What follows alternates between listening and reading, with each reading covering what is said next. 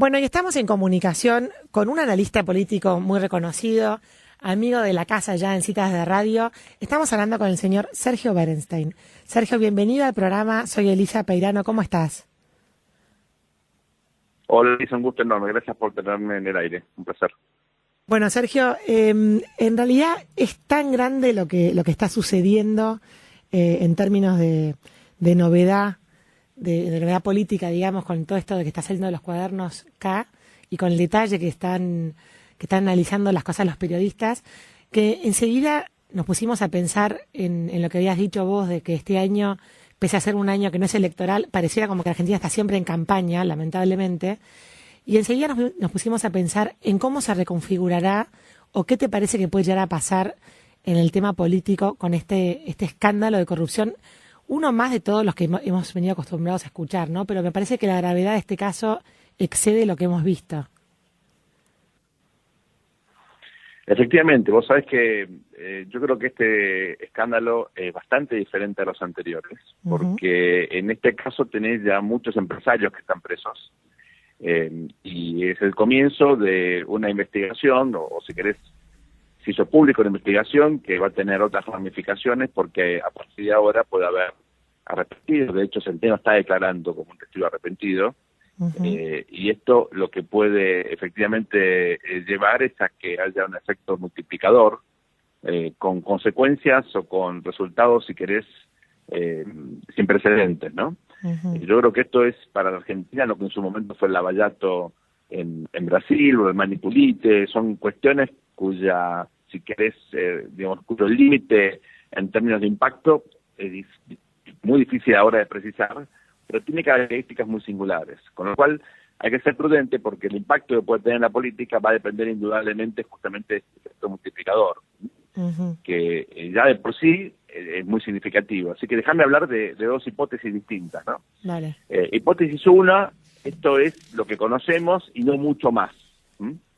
Hipótesis 2, por el contrario, acá estamos frente a una cuestión mucho más sistemática, mucho más profunda, que puede incluso, cuidado con esto, también tener impacto en los otros espacios políticos, no solamente en el kirchnerismo, sino también en el peronismo, ¿no? Acá, e incluso, cuidado, también en un porcentaje, veremos cuán grande, del oficialismo. Recordemos que hay una empresa, ya, ¿no? Un funcionario, que era el CEO de Dieksa. Dieksa era la empresa del primo del presidente, que hasta que el presidente, bueno, no entró a la política, era de la familia presidencial. Claro. Cuidado, porque entonces las ramificaciones son potencialmente muy tóxicas para el conjunto del sistema político.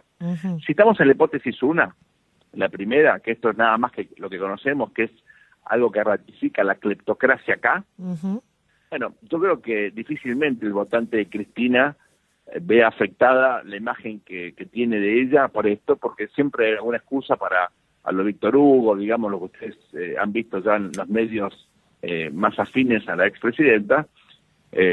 Bueno, esto es visto como algo, como una conspiración, que el juez, que en el momento de la crisis económica, etcétera, etcétera, y como pasa, por ejemplo, con Lula en Brasil, todo este escándalo del Lavallato, el hecho que incluso que esté preso, no hace sino consolidar esa base de apoyo. Ahora, el problema que eso tiene para estas fuerzas políticas es que pone un techo muy bajo. Difícilmente los votantes independientes, los votantes no ideológicos, los sectores medios, se sientan atraídos, como ocurrió con Lula en dos oportunidades, con Dilma en una, y como ocurrió con el kirchnerismo, por ejemplo, en el 2007 y en el 2011, en ambas elecciones tuvo apoyo significativo de sectores medios. Claro. Eso no ocurrió, por ejemplo, en la última elección de Cristina. Entonces yo creo que esa hipótesis pone, me parece, un techo muy bajo, muy parecido al piso del kirchnerismo.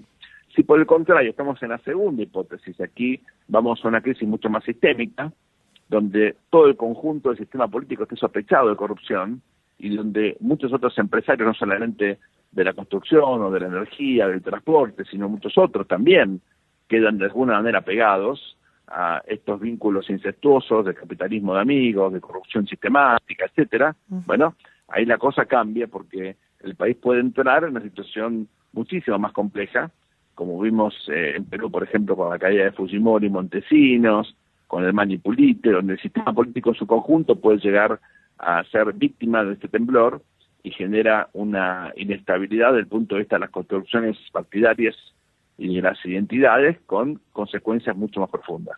Ujú, ujú.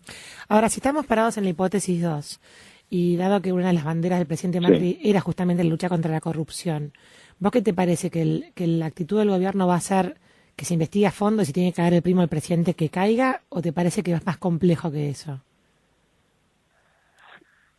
Las dos cosas, creo que uno tiene que hacer eso, pero al mismo tiempo creo que es mucho más complejo, ¿no? Evidentemente eso implicaría un costo reputacional político que se le suma a la cuestión, si querés, del financiamiento trucho de las campañas, a lo del correo, al blanqueo y un par de episodios más que, bueno, digamos, en todo caso ya venían erosionando la reputación o la convicción o la imagen que el gobierno tenía en materia de transparencia, ¿no? Claro, claro. Se trataría en ese caso, me parece, de un escenario muchísimo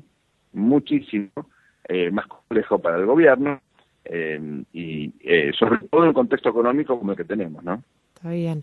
Sergio, ¿y la justicia que tiene tan mala imagen pública, te parece que con la evidencia que están saliendo en los medios, más allá de que fue una investigación periodística, pero me parece que con mucha responsabilidad, dejaron que primero la justicia actuara y después lo sacaron a la luz, quizás no ha sido como hemos escuchado antes las denuncias de la Nata, que quizás siempre iban por el camino periodístico primero?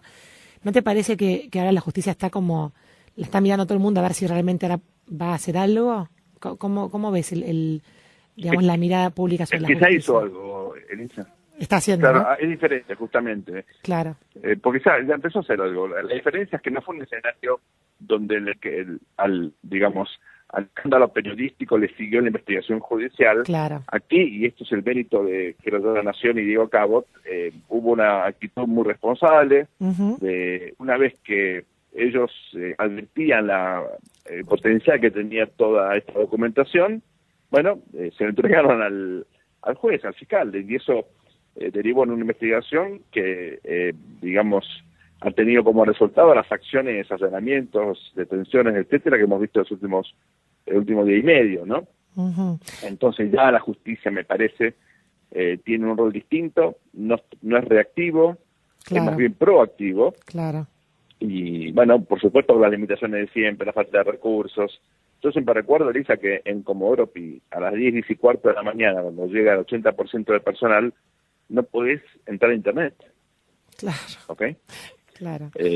Bueno, esa es la justicia hoy en la Argentina, y hablo de Comodoro Pi, los tribunales federales de Capital Federal.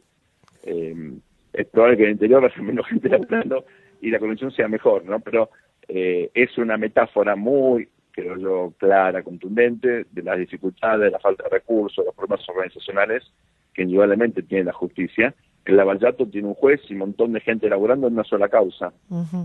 Y aquí, lamentablemente, eso no ocurre, ¿no? Bien. La última, Sergio, sobre el rol de Cristina Kirchner, había rumores, o no sé si estaba confirmado, que ella iba a lanzar nuevamente su candidatura con Unidad Ciudadana en los próximos días, y aparentemente se suspendió por este escándalo que salió a la luz. ¿Cómo crees que se va a reconfigurar, digamos, el mapa de candidatos políticos? ¿Cómo va a ser el peronismo? ¿La van a ralear de alguna manera a Cristina, o qué te parece que puede suceder en ese frente? Bueno, te recomiendo la columna que voy a escribir, son justamente sobre eso, especulando sobre eso, ¿no? Porque yo creo que el peronismo ya venía con muchos dilemas respecto de Cristina, y ahora esos dilemas, en algún sentido, se han agudizado muchísimo, ¿no? Porque para ganar en una elección presidencial, el peronismo no puede prescindir de los votos que por lo menos hasta ayer tenía Cristina. Ahora, tampoco puede tener a Cristina como protagonista, porque eso obviamente genera una enorme dificultad para volver a cautivar al electorado más moderado, ¿no? Que es muy, muy anticristinista. Entonces, ese dilema es de muy difícil resolución, y me parece que estamos acá en una zona nueva, ¿no? Porque en función de las derivaciones de este caso, los márgenes de maniobra pueden aumentar muy significativamente para el peronismo, moderado, racional, no cristinista. Y esto al mismo tiempo te ratifica algo que muchos sospechaban, sobre todo en el cristianismo, y que se basaba en que esto es una maniobra de distracción por parte del macrismo. La verdad que el macrismo apostaba a una polarización con Cristina. Claro, se le fue. Sabía que lo ganaba. Claro. Bueno, toda esa estrategia quedó básicamente desmontada. Esto ratifica que la verdad que el gobierno no tuvo nada que ver con esta cuestión. Es más, como me decía un funcionario esta mañana, y esto es muy cómico, me decía, mira, si nosotros fuéramos capaces de hacer esto, bueno, gobernaríamos mucho mejor. Claro. O sea, ellos mismos se sorprendían de que alguien pensara que eran capaces de hacer algo tan bien, ¿no? Claro. Es muy cómico, pero Claro. Creo que toda esa, digamos, reacción un poquito ingenua, infantil, de frustración del cristinismo, defendiendo lo indefendible, se desmorona frente a la consistencia de la acción del fiscal y del juez, que hasta ahora ha sido impecable, ¿no?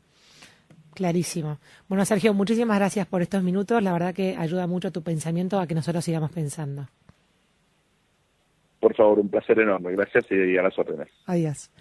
Bueno, y así pasaba el analista político Sergio Berenstein con la noticia calentita del día de hoy, contando estas derivaciones políticas que puede llegar a tener el escándalo que está saliendo en los medios en esta semana.